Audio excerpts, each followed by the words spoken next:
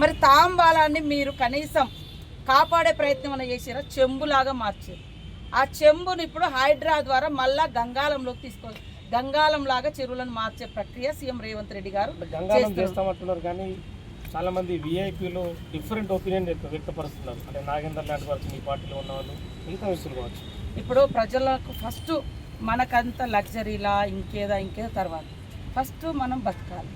మరి వందలాది మంది నీళ్ళల్లో ఇరుక్కపోయి రవాణాలో అంటే ఈ వరదలలో చనిపోయేటువంటి ప్రమాదాలు మన కళ్ళ ముందు కనబడుతున్నాయి. నిన్నగాక మొన్న మనం వయనాడులో కావచ్చు, లేకుంటే గతంలో బెంగళూరులో జరిగింది, అంతకుముందు చెన్నైలో జరిగింది, హైదరాబాద్లో కూడా ఎన్నోసార్లు వరదలు వచ్చి ఇండ్లు లాస్ట్ ఇయర్ అంతకుముందు ఇయర్ మునిగిపోయినటువంటి పరిస్థితి. దీనికి అంతటి కారణం ఏంది?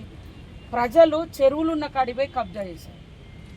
చెరువులున్న వాటి స్థలాలను మనం ఆక్రమించినప్పుడు అవి ఎక్కడికి పోవాలి? వాటరు మన మీదకి వస్తున్నాయి. కాబట్టి వాటి స్థలాలు వాళ్ళకి ఇవ్వాలి.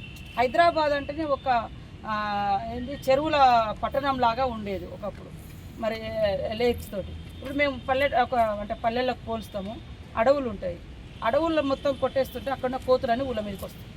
మాకు ఎలక్షన్లలో ప్రతి ఒక్కరు కూడా ఇదే డిమాండ్ చేసింది, మీరు మా ఊళ్ళో కోతులు పట్టిస్తే మీకు ఓట్లు ఇస్తామని. ఇదేంటి మూలము అంటే కోతులుండే వాటి ప్లేస్లలో మనం పోయి విధ్వంసం చేస్తున్నాం. సో అవి మన మీదకి వచ్చేస్తున్నాం. సేమ్ చెరువుల పరిస్థితి కూడా అదే. ఎట్లా పోయే నీళ్ళు అట్లా పోవాలి, ఎట్లా పోయే వాగు అట్లా పోవాలి. దాని దారి మళ్ళీ ఇస్తే మరి అది ఇండలకు వస్తుంది కదా.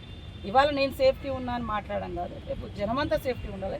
విఐపీలకు ఇక్కడ ఉండేటువంటి వాల్టా చట్టం కావచ్చు, లేదా బఫర్ జోన్ గురించి కావచ్చు, మరి ఇంకా మిగతా చెరువుల దాని లెవెలింగ్ సంబంధించి కావచ్చు, ఇవన్నీ ఐడియా ఉన్నాయి. మరి పెద్దవాళ్ళు అర్థం చేసుకొని కట్టుకోవాలి కదా. అవకాశం దొరికిందని ఎట్లా హైడ్రాని తీసుకొచ్చి పులిమీర స్వారీ చేస్తుంది అనేది చాలా మంది వ్యక్తపరుస్తున్నారు. ఆ స్వారీ దిగుతూ మిమ్మల్ని కరుస్తుంది అనేది చెప్తున్నారు. అంటే ప్రజలు హర్షిస్తున్నారు, కొంతమంది పెద్దోళ్ళు విమర్శిస్తున్నారు.